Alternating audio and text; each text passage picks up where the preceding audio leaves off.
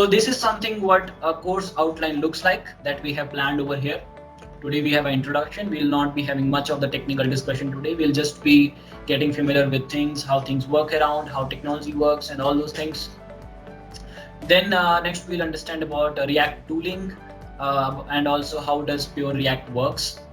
Then we'll see how JSX, what is JSX and how it works, what are components and props, all those things. Then we'll also understand much more detailed things like state lifecycle methods. I'm just reading along like you, so nothing extra. You can go along on this thing. So by these 7 days, we expect you to cover most of the things that React has to offer in more kind of a theoretical. We'll try to cover both theoretical parts and practical parts also. Sometimes these sessions will be less than 1 hour and sometimes it will be more than 1 hour, but it will be around 1 hour. So we ask your patience whenever we are giving these lectures and try to make it as interactive as possible. Yeah, and this is the course outline. So with this, let's see what we have for today's course agenda. Today we are going to learn about what is ReactJS, whether React is good or bad, what are the good things about React or what are the bad things about React, why should you use your React and how you should use your React, of course, and is switching to React easy? So we'll all cover about these aspects and these topics one by one. Okay guys, as it's very difficult to see if you are able to get my whatever I'm saying on the screen to best of your interest. So if you have any issues, drop me something on the chat, so I will stop and answer your question. Okay, this is how we'll do it. So do you have to be well experienced with JavaScript to get with ReactJS? It's a nice, pretty question. I was wondering that before starting React, and this is a surprise. I started doing React only 3 months before, and this has been my 6th year in my technical journey. And this is like, it's been only 3 months. This explains you that if I was that stupid to think of this question, you are not the only one. Answer to this thing is no. You don't need to know a lot of JavaScript, lot of concept of JavaScript to get started with React. You should have a little bit of background knowledge about algorithms, how things work around, how you can launch the code, and things like that. And rest of the things we'll try to cover as much as things as possible over here.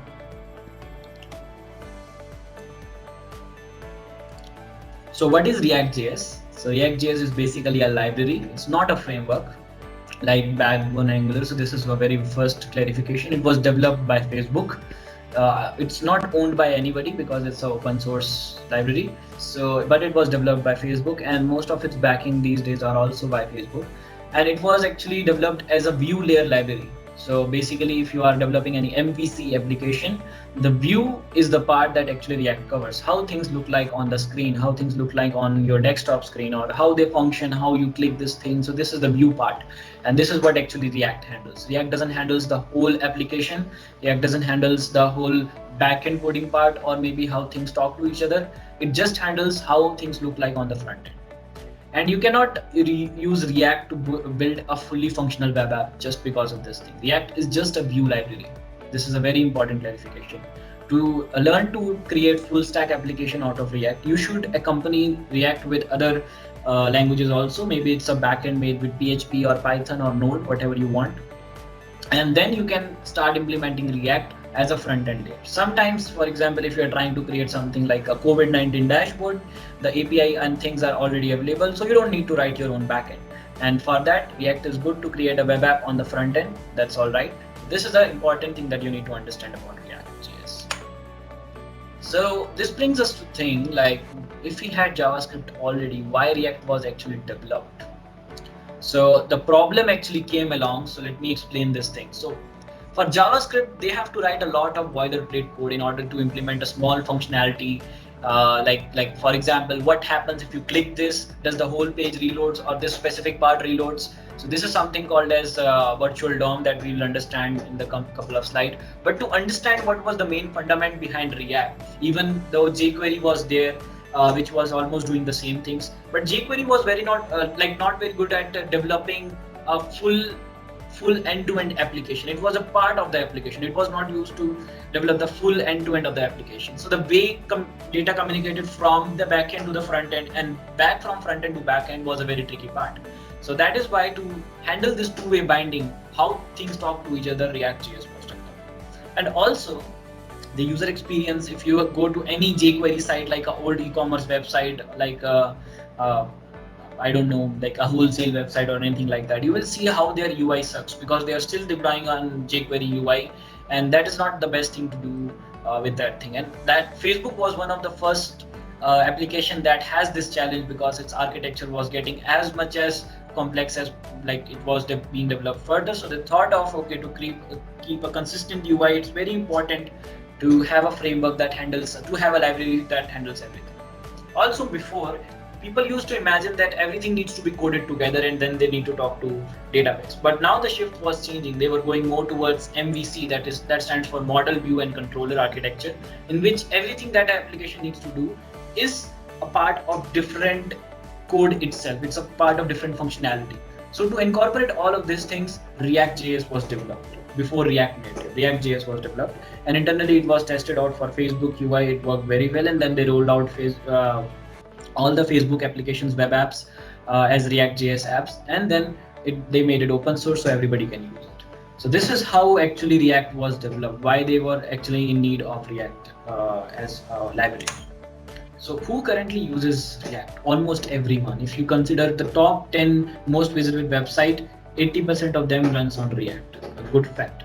So Netflix, totally made of ReactJS. Their web application part, but only the web apps. Then you have Facebook. That's obviously they made the React, so they'll use React. And then Instagram, Airbnb, Reddit. And apart from most of the applications Google uses, other people most probably use React. And even though the modern frameworks like AMP, they use a smaller version of React called as Preact. So React has now a common descendant among all these, and learning from React, Angular was developed, then learning from React, Vue was developed. So React can be said as the godfather library of all these frameworks and libraries that came along in the next years. And it was the first one to apply this principle of handling the views differently. Before that, you have to write your own HTML code, import the JavaScript or jQuery library, and do everything manually. But this changed the whole game. And that's why React is used so popularly. So let's see what are the good things about React. Let me try to understand them first, because let's see. Easy to understand what a component will render. Okay, this is pretty much easy. The thing that looks on a React code is actually what it will do on the front end. So there is nothing like a boilerplate code that you have to implement in order to render out things. Then virtual DOM is a very interesting thing that we will learn in the next slide. And it's very easy to mix HTML and JavaScript. Now, if you look at modern application, it's not just a plain markup HTML that you need to write. They need to behave differently when you do things along the pages. If you click on this button, this pop-up should be made, and if you click on this icon, it should do this. So before that, before JavaScript application was just static, you load a page and that's it, that what it will do. But people thought it would be way cool to do something cool like dropping stars from the arrows. So that's why they invented JavaScript. And trust me, this was the first use case of JavaScript. Nobody imagined that JavaScript will be used for the complex application. And if you know about the recent SpaceX Dragon launch, their front end inside the SpaceX capsule, the Dragon capsule, is made on JavaScript. So that is how far JavaScript has reached. And React has a very good way to mix up HTML and JavaScript, that is called JSX, and we'll learn about that also. And it uses all the latest whatever JavaScript has to offer, React uses inbuilt. You just need to download the React library, and all the things that JavaScript can do, React can also do. React is fast in order to create applications also, and also in order to compile things, in order to build your application. And it's also very friendly. If you know the syntax and everything very well, it's very good to go with. And there are a lot of developer tools that are available that you can use in order to make the whole process of making your application development easy. Some of these are, if you have a GitHub Pro access from your student membership, you would be able to download JetBrains WebStorm, which is a nice IDE. You can go with VS Code also. Most of the time we have this fight in our company, VS Code versus WebStorm. It's up to you, but use an IDE that will really ease the process of how different things are connected, how you are importing different components. And while Sumit will be giving you the instructions and practical examples of how to do things, you will be better able to understand of how you should run these things. One point I missed though, that was no complex two-way data flow. You just need to consider that what data has to enter just from one point, and then the whole React application revolves around it. Everything is like in forms of, if you have done object-oriented programming, it's similar to that, but there are much more complex ways to handle data. It's class-based functions and object-based function. So we'll get into that thing later. But the crux is that you don't need to create your own variables, things like that, to handle data around all the parts of the React. It will do itself, and after you learn the basic concept of these things, you will find it how easy it is to go with React. So virtual DOM that we were talking about is the best part. So virtual DOM has some algorithm that is called diffing algorithm. You won't see it over here. So what actually virtual DOM is, for example, let's say you are creating your own portfolio page and most of the structure remains same, but now you want to use the same portfolio page for different 10 people, like 10 different people of your class, maybe your project. What will you do? You will write different HTML for them, right? No, with React, you don't need to do that. React considers and only refreshes the page, the part of the page where the particular things are changing. So it doesn't reloads the whole page on its own. It doesn't goes back to the server, makes a request, and then renders everything for you all the time. It has this special way of doing things, like it considers that what is the thing that has changed from the last page to the new page, and only reloads that. And this process is called virtual DOM. The whole DOM stands for data object model. And VDOM or virtual DOM is the way to explain this thing. So it considers that if document is your HTML page, and these are the things that are not changing, and everything inside your DOM is like a div. So you have divs inside divs and things like that. So this is what that tree actually explains. And let's say only things for this UL are actually changing. So it won't change the other part of this tree. So when the tree shaking is happening, which is the process of loading more components or loading more data, the whole thing won't reload. So only this thing will reload. So the common example is if you are surfing web on React, like on Facebook, you will see when you click on your friend request, only that part pops up, even if it is a new link. Or if you go to search someone, if you click on it, the whole page doesn't reload. So this is the minute thing that React actually has to offer. And that is why React is very good with this virtual DOM thing that it has to offer. So for example, what actually React is doing, the whole process that I explained. So this is the DOM that is not actually changing, which is visible on the layer, and React has something called as virtual DOM inside it, and it compares if this two divs part of this internal nodes of these divs are changing or not, and it compares them and only refreshes those things. And you don't need to know all these basics. React does everything for you, all these things that you are right now seeing on the screen. You just need to write a clean code the way that React tells you to do, and it will handle everything, like whole React virtual DOM thing. But you just need to know the concept. But things are not like always good. And there are some sad, bad things that you will see with React. React is nothing but the view. It's not a whole framework that you can write complex logics, create complex dashboards, create complex, let's say, applications with that. It's just the layer part, the virtual DOM part. And I would say that React is not the best library to go with or best framework, but it is one of the best. Most companies are using it because the things that it is best at, it has no competition with other frameworks with that. Then you have Angular, which is a whole framework that includes everything, but React on the other hand, it's just for Vue. In fact, Vue.js, which is a new library, is also just for Vue, if that's just what's concerning you. And if you go on the original React documentation, they don't have very good documentation, so there is no way that you can learn the whole React just by going to react.org. And if you go along like the technical jargons that I'm saying, like virtual DOM, diffing algorithm, like the architecture way, you won't be able to understand. So this is something that makes React not that good, but these are things that you can skip aside. You can just focus on the application building part, and things will be pretty much easy. Then building JSX requires some extra works. It's not writing simple HTML or simple JavaScript. It's more than that. You have to understand the syntax. If you are trying to convert your existing application, which is a normal HTML application, to a React application, you have to rewrite the whole code. And there is no automated way to do that. You have to manually do and change the syntax. The way React understands JSX is different than how we simply write HTML. By the way, JSX stands for JavaScript X, anything that you have to add as a layer. Most of the time it's HTML. It can be CSS too. So that is the way how React understands anything that you are writing. And then it creates a bundle of HTML and JavaScript that does the work for you. Also, React, the latest React version doesn't support old browser. If you are any of the old freaks like Internet Explorer users, so sad news for you, React doesn't work completely. And React is a client-side rendering applications. It's not server-side application. This is the bad thing about it. It should have been written not server-side rendering. It's a little confusing, but that's okay now because you will remember these things. Let me explain you what is the difference between server-side rendering and client-side rendering.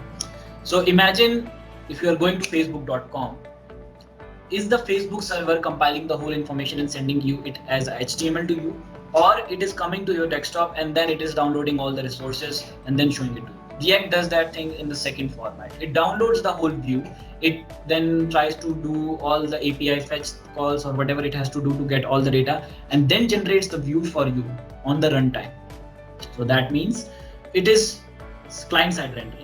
The problem with client-side rendering application is the bots such as Google bot or crawlers don't understand client-side rendering code because they don't run on JavaScript. They just understand only server-side and rendering code, which is HTML or markup, normal markup that we say.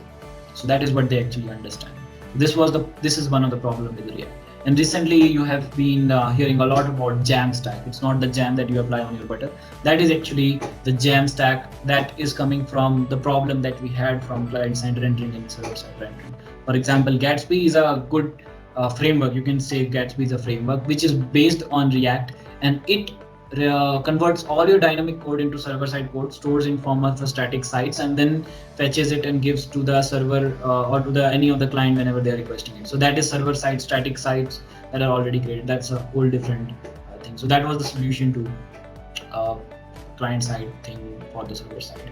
Then you have latest libraries like Next.js, Nuxt.js, all these things. What they do basically is to convert your client-side rendering application to the server side. But the problem remains that you cannot have dynamic client applications like with virtual DOM and everything. So React gives you out of the box with batteries, all these things that I'm talking about, to create a very nice looking web app.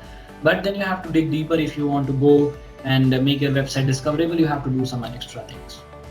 So that is one part. Let's see if we have any other thing in this.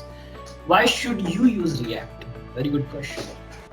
So first of all, it is very easy to understand. The code is really readable. If you just go, everything is component based, like widgets or something like that. Like if you're building a castle from Lego bricks, you just need to place everything all together to make the whole thing work.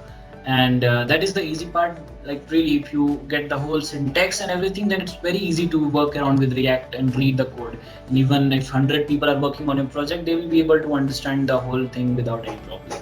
Something that Angular really misses. It's really hard to understand Angular code. So the concepts that you will actually learn in React during this course period or even in the future, these concepts apply to almost all these JavaScript modern frameworks that you see. Even if Dino is coming, any library or framework that will be based on Dino will also apply the same concepts. They don't change. So it's a good learning practice. If you learn React, it can be a good starting point.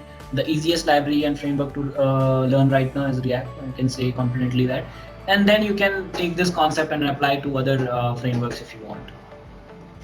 And if you have a page such as a fast updating site like a game or a chatbot or something like that, that has data to kind of fetch, is changing constantly. So React, I think, is the best application to do that. That is why Facebook actually used it, because there are a lot of data that is coming. You don't care about SEO a lot. You just care about a lot of data coming, and then your users are using it. So that's why React is a beneficial tool to use at that time, because it just loads the things that are changing every time. That's all. And once you and your React, your team is cool with the React code that they have created, they will be very much kind of efficient and fast to develop a native app out of it. So they have something called as React Native, which is almost on the same terms, not exactly same, but almost on the same, and uses the same concepts and philosophy. So if you have learned React, then you can easily apply this concept on React Native apps and create your own native apps. So that's also a good handy thing to use. So let's see what you can do with React. You can create dashboards, which is changing data constantly. You can create business website. You can create your own social network. Maybe somebody over here is someone like Mark. You can create your own e-commerce site. You can create your own QA website, because all these examples, as you see, these have a lot of complex, ever-changing data that you have to keep updating. So that's why React is a good choice. And is switching to React easy? Understanding whatever it has to offer takes a little bit of time. Maybe in this week time you will understand all about React, and then the first project, the first time you will see your Hello World application will be time taking, let me tell you, because there are a lot of things that doesn't apply with the normal fundamentals that we learned before. So these are the things that will take time, but once you publish your first Hello World application, then everything will be much easier.